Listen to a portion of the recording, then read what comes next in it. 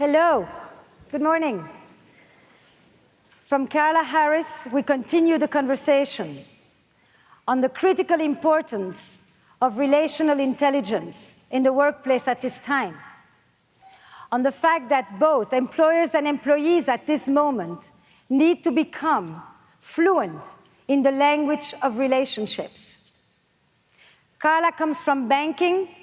I'm a therapist. I've been a couples and relationship therapist for the past 35 years, and I have helped people navigate the challenges of modern relationships, individuals, couples, families. And as a therapist, I'm quite familiar with highly polarized, highly conflictual relationships.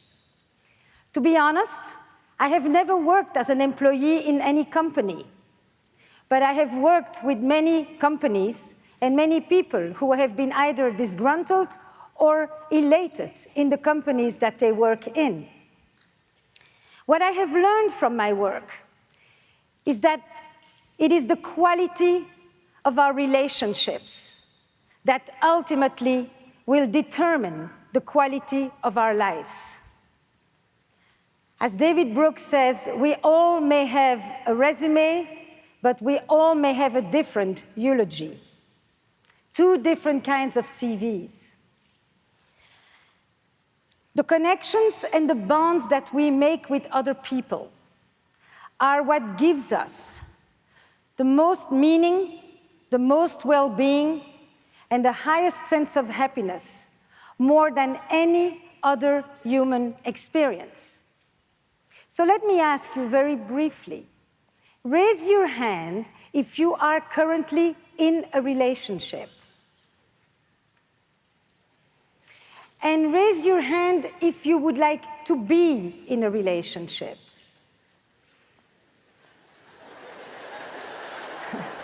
Why is that so funny? You know, yesterday you were in one, today you're not. Today you're in one and tomorrow you're not. I mean, it actually is quite fluent these days. So let me ask you the honest question. How many of you in a relationship, at least on occasion, would like to be out of the relationship you're in? Let's talk for truth here. And tell me, raise your hands if you wish that you invested more time, more effort, more attention, and more intention in your relationships, be it with family, children, friends, or colleagues. Is there anybody who doesn't? This is a very important taking stock, where we put our priorities. Tell me, have you ever had a really tough situation at work when it comes to relationship, a hard relationship issue? Raise your hand. And how many of you would say you were the problem? A few. How many of you were convinced the other was the problem? That's a blind spot. So I'm very excited to be speaking with you here today because I don't think that 10 years ago I would have been invited to talk about relationships at a business conference. Professional conferences, industry conference would have focused on productivity, on performance, on processes, on achievements, and relationship skills would have been considered soft skills because they didn't meet the bottom line, or they didn't seem to affect the bottom line. Interestingly, relationship skills are rapidly becoming the new bottom line. And they used to be seen as soft skills, which often has meant feminine skills. And you know what happens with feminine skills? You idealize them, but you don't want to deal with them in reality. Navigating relationship intelligence at this point is literally key, not only to the workplace, but in fact, to the quality of the world that we're going to be living in. And understanding these rapid changes that are taking place around relationships is not going to be solved with quick hacks or tweaks. There is at this moment, here and in the world, a profound restlessness about the sea change taking place around relationships. And when we feel restless, we often become anxious. And when we become anxious, we often want to act. And when we want to act, when we are anxious, we often end up reacting. What I would like for us to do here this morning is take some time to reflect and to understand and probe more deeply into the meaning and the changing motivations that are happening around relationships at home, in our personal lives, at work, in our professional lives, and in the public space altogether. And in order to understand this changing landscape, I want to take you on a quick tour of history. There are two major relationship revolutions that have taken place. One already happened and is still ongoing, which is in the romantic sphere, in the personal and familial sphere. And the other one is literally storming upon us in the professional world, in the business world. For a very long time, we have lived in communities. We lived in villages. And in these communities, here is what life looked like. The community gave us a sense of belonging. The community gave us a sense of identity, and the community gave us a sense of continuity.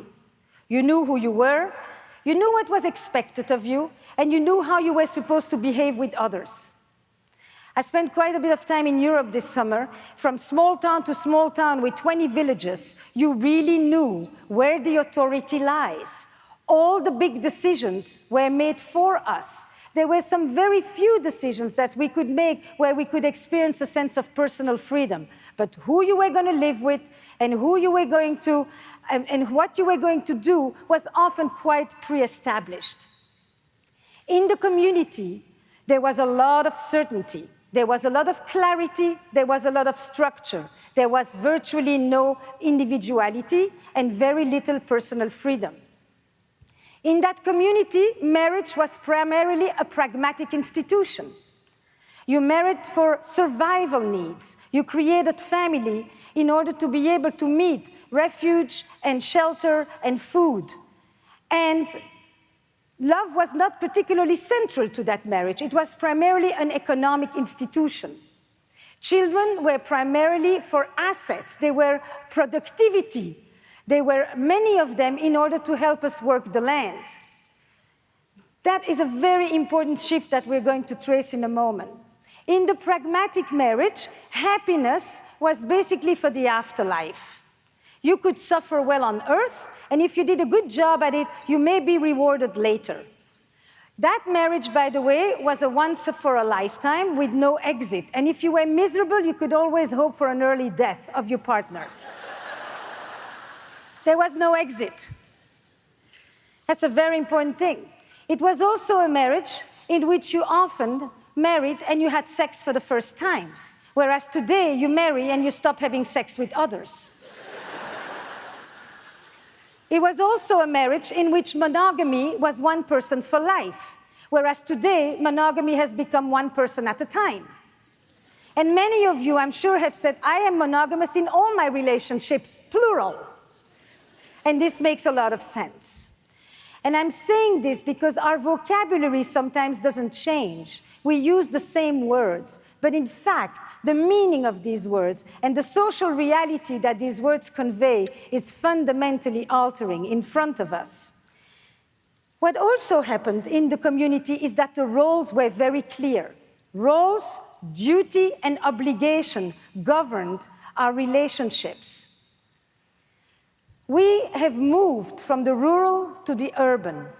And as we moved to the cities, we became a lot more free and also a lot more alone.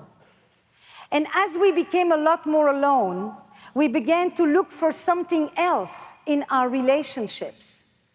And our romantic relationships were not just about feeding the children together and working the lands and weathering the storms. We gave a new meaning to the word intimacy, which used to be living together and weathering the vicissitudes of everyday life. In our new model, intimacy has become into me see. And into me see is a version of intimacy that is a communicative experience, in which my dowry is not my herd or my jewelry, but my dowry is my inner life, my internal life, my wishes, my feelings, my worries, my aspirations, my dreams, which I am going to share with you, my beloved. And when I talk to you, I do not want you to be doing this. I need eye contact. I need to know that I matter, because in my choosing you, I want to feel that you are momentarily going to help me transcend my existential aloneness. This is a very new definition of our romantic aspirations and of intimacy in those aspirations. In our cities, and in some countries more than others, the religious structures are vanishing, and hence, the hierarchy is personally defined. Identity has become a process of self-definition in the course of our life.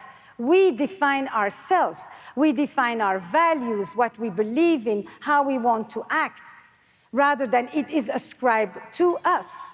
We have very few rules at this moment when it comes to relationships, and we have a lot more choices, a lot more freedom. And where we used to have very clear norms, today everything about relationship is a frickin' negotiation. You negotiate everywhere. Conversations live at the heart of relationships. You negotiate with your partner, whose career is more important, who's going to wake up to feed the baby, who has a right to demand for sex. You negotiate with your children for 10 minutes about the importance of doing homework, because God forbid you would just say, it is the way it is. No, no, no, because then you would be harming their self-development, and it could be lasting effects for the future of their life if you have known better than them what it is that is important for them to know that they should know by the age of 2. And this, you laugh, but you've all participated in this to some degree or another. We are believing in the notion of self-development and self-advocacy because we believe in the centrality of this word called the self, which, by the way, 100 years ago did not exist. It wasn't a word in our vocabulary and still is very rare in many parts of the world. What happens today in our romantic relationships is that we still want what we wanted from family life: companionship, economic support, social status and respectability, family life and children. But now we also want our partner to be our best friend and our trusted confidant and our passionate lover to boot. And this is for the long haul, and the long haul keeps getting longer. We are literally asking one person to give us what once an entire village used to provide. We ask one partner to give us a sense of belonging. And all this I want you to keep in mind when we start to look at what's happening at work. And not only have we changed our set of expectations that are rising to a new Olympus, which are so hard to meet, but on top of it, we have brought consumerism into our romantic lives. We literally practice romantic consumerism. We look for our one and only, for our soulmate on an app. And on this app, we have 1,000 choices. It's not John and James in the village.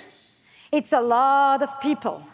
And this massa of people constantly makes us think there is more, there is better, right around the corner that we haven't found yet. And so while we have massive freedom and choices, we have unprecedented uncertainty and unprecedented self-doubt. How do I know this is the right one? And somehow it has become a sign that you know it's the right one when you're ready to delete your apps. The new ritual of commitment. We have also brought into our personal lives what sociologist Eva Illouz calls emotional capitalism. People talk about their relationships in terms of supply and demand. They talk about if their relationship is a good deal, if this is what they bargained for, how they're going to hedge their bets. Is that the word in English? It's a hard one to get, you know. But this notion of bringing market economy into our romantic life is phenomenal. We have that combined with the digital in such a way that you can have 1,000 virtual friends, but often nobody to call when you want to feed your cat. In the village, you knew what was going on with every neighbor. You could hear it through the porous walls, way more than you cared for. So you could hear every fight, and you could hear every fuck, and that was like, you knew what was going on, and social control could manifest itself quite well. But how many of you know the experience of having some friends of yours, not distant friends, come and tell you that they're separating or breaking up and you didn't even see it coming? Because today, the degree of growing atomization and isolation leaves some of us, both at home and we will soon see at work, often so alone that the two words that are basically on the titles of many of the relationship books of the last 3 years have either the word loneliness in them or the word belonging. And the epidemic of loneliness usually is assigned even more so on the masculine side. So, in our consumer society, it is not that we have more desires for our personal happiness than we used to have before. People maybe have been just as willing for something else in the past, but we certainly feel much more entitled to pursue our desires. And we feel entitled to experience happiness, not in the afterlife, but on earth. This is the first time in the West where you are asking parents, what do you want for your children? And people tell you, I want them to be happy.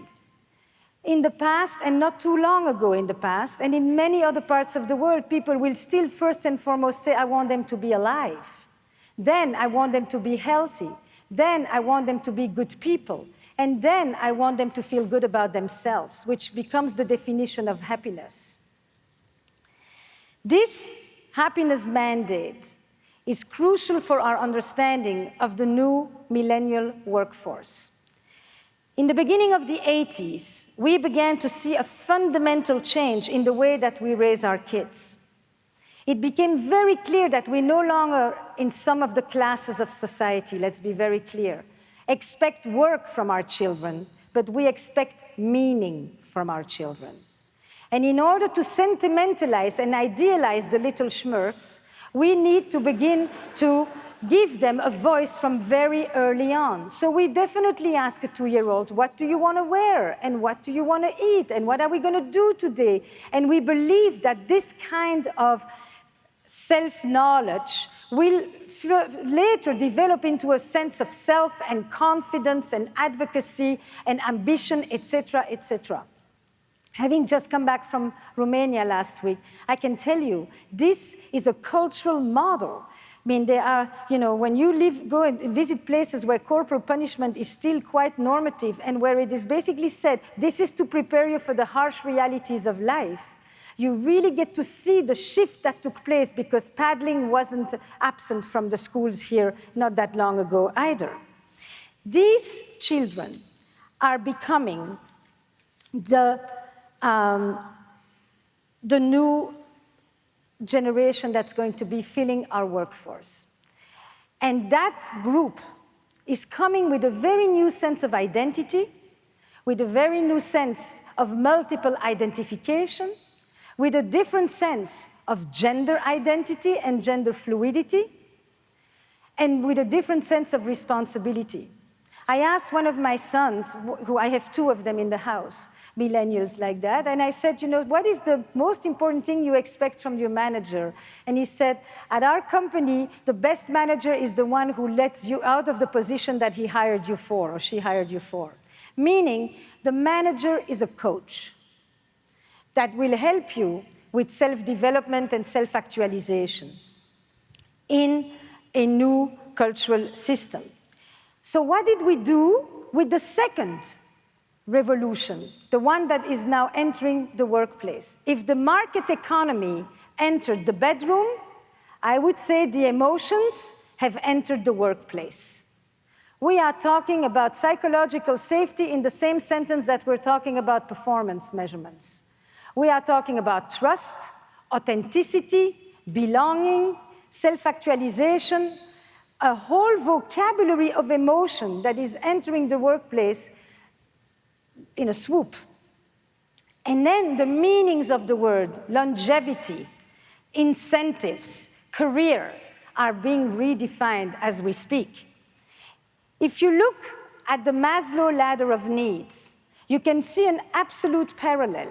If in our personal lives we first mated and stayed together for survival needs, and then we brought in companionship and romantic needs, and then we brought in the level of self-actualization, that you, my beloved, are going to help me become the best version of myself.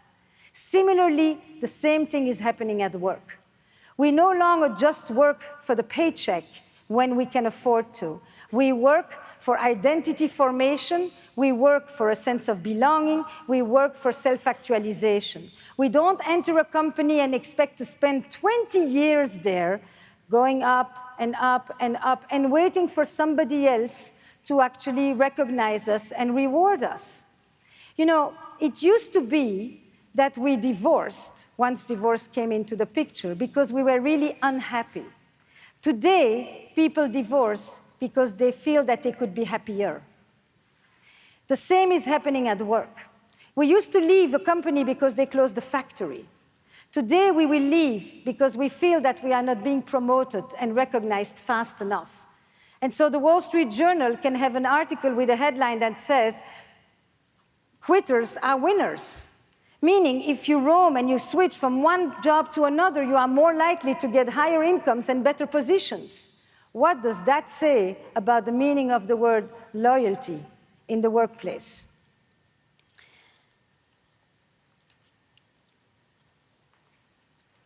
If our personal relationships have shifted from a model of production economy to a model of service economy, meaning we don't just want work and children and survival, we want communication, we want intimacy, we want sexual bliss, we want passion, we want to feel that we matter, we want an intellectual counterpart.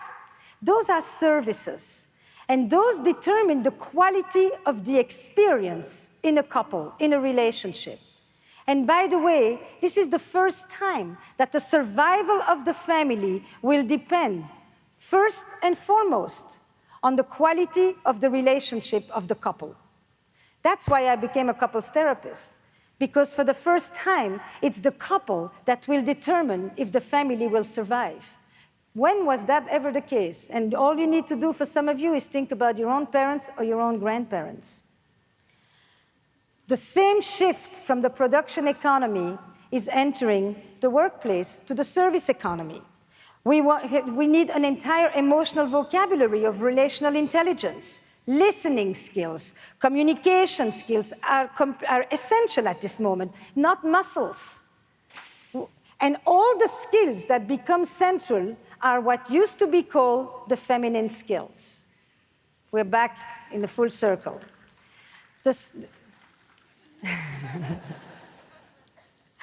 Is that good news? You know, customer care is about relationship building. And I would add even more so, since we are talking also about HR, is that it is absolutely critical at this moment to put back the human element, especially when you have technology that leads to remote teams, or to machine learning, or to virtual self-onboarding, or to chat boxes. I mean, a very robust system that is alienating us one by one from ourselves and from each other. As human beings, we are wired to connect. And those connections demand the 5 senses. It makes a big difference. Texting or emailing will never replace the voice. And any of you who remember being read to as a child, being sung to as a child, reading to someone, how long you keep the voice of someone on your voicemail after they passed away. The voice is the most intimate recognition of another that we experience in utero. And that voice at this moment is diminishing too fast. So let me ask you, I want to help this stuff land on you. And let's move a little bit. Stand up if you were born outside the United States. Wow.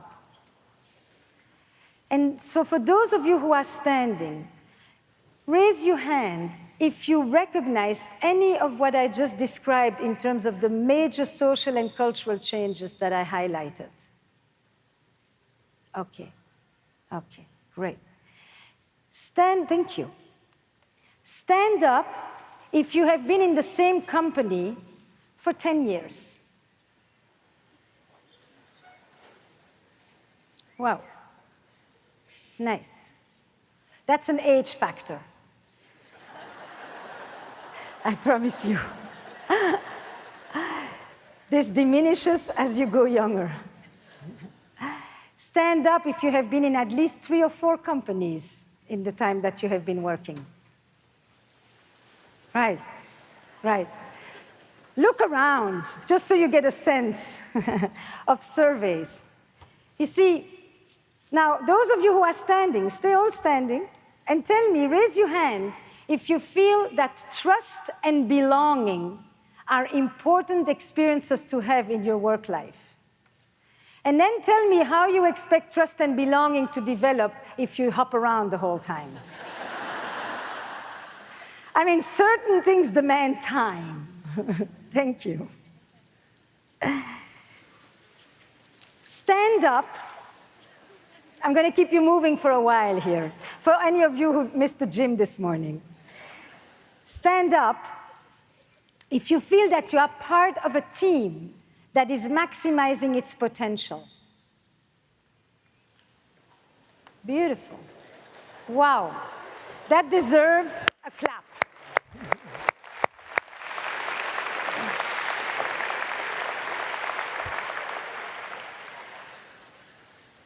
Stand up if you've ever struggled to tell someone the truth about their work.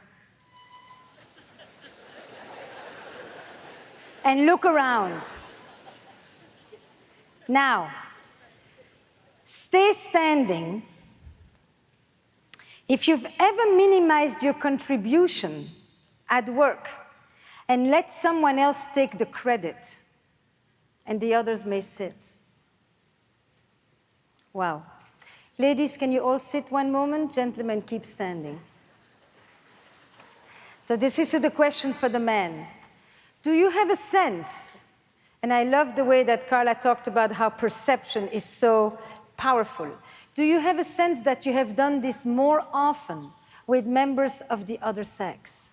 Stay standing, otherwise sit down. Right. And women, stand up if you feel that you've let others take the contribution and it was more often men. This is what I want you to look at. Because these are all relational challenges that need to be addressed at this moment. Stand up if you work in a company that encourages creativity and innovation. Now, stay standing if it's not just buzzwords and it actually is part of your experience. Meaning it's not the party line, it's really what you do. Great, wonderful. Stand up or stay standing if you've ever censored yourself in a conversation where you felt that you had something important to say but you didn't because you thought that if you would either be judged or criticized, and you just felt it wasn't worth the risk. Wow. See, one thing is to talk about the courage to stand up, and the other is to see the context in which that courage needs to take place, and how often we end up not acting from our principles, from our morality, from our sense of ethics, and we end up in a situation of moral injury. Stand up if your company offers paternity leave.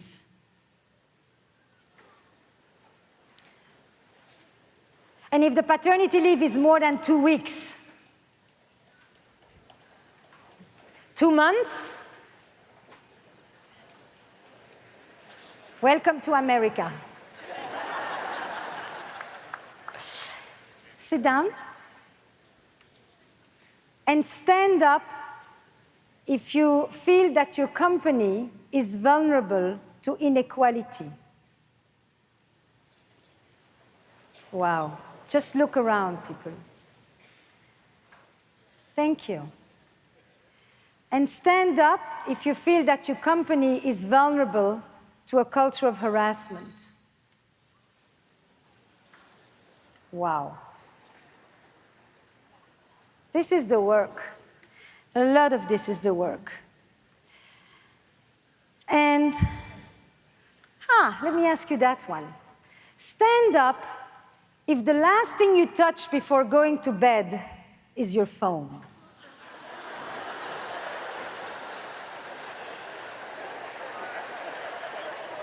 And I'm not done. Stand up if the first thing you stroke in the morning when you wake up is your phone. And lastly, stand up if you're doing all of this while there's someone lying next to you in bed.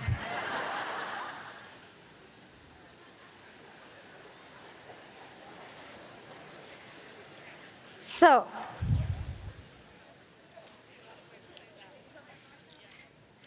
what I would love for you to do, very briefly, actually, you know what, let's not do it first, but because I'm running a little late, but I would love for you to think for a moment if you were surprised at the answer to one of these questions. And very briefly, like one sentence, turn to the person on your right and tell them one thing that stood out for you in this exercise. Go.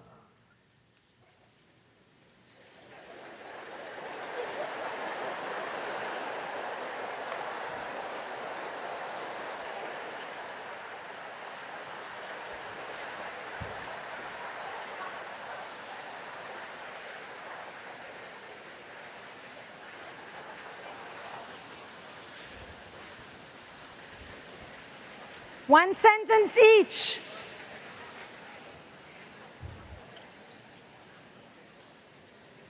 So, I hope you continue this conversation later. And in fact, that you even continue this conversation with the person that is sitting next to you. Just make a quick moment to say, let's check in. What stood out for you? What's one thing that surprised you about yourself or about the collective response? Knowing each other is actually not as simple. We sometimes work for years with people, and we actually don't really know who they are. So I want to take you to a little trajectory here. If we agree that relationship culture is fast becoming central in our professional lives, we must take a closer look at how relations are created, sustained, and developed. The central organizing feature for most relationships will come down to the word trust, because it will yield a relationship a foundational truth.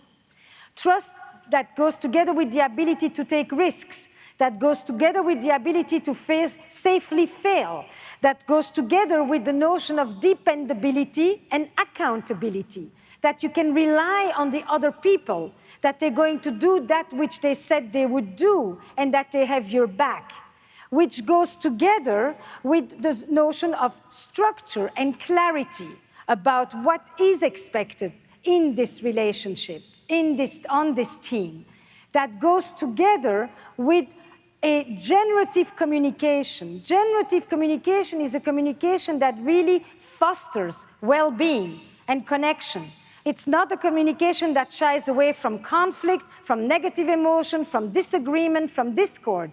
But it creates something rather, that is the generativeness of it, rather than it depletes people of their sense of, which is the last one, purpose, their sense of being valued, that they matter. We are, first and foremost, creatures of meaning.